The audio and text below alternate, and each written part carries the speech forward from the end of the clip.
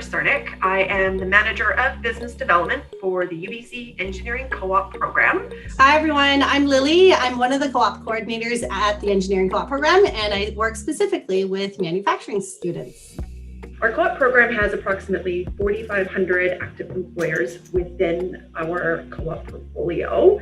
Manufacturing is one of our newest co-op programs, with 2021 being the second cohort of students. Through the last few years, we have actually posted over 230 opportunities for manufacturing-related opportunities. We have had our students go work at companies such as Ballard, Tesla, Sierra Wireless, Aspect Biosystems. We've had them go work for the government, Deere Hitachi, Philip Lighting. We've even had some of our students work for some of our local startups here on campus as well. There are some great opportunities here in BC for our students, and these opportunities can expand into pulp and paper, consumer products, electronics, natural resources, automotive, and then also aerospace. I think a lot of students, coming into the program or even before coming to the program ask, how can I be successful? How can I find a job? How can I find, my dream job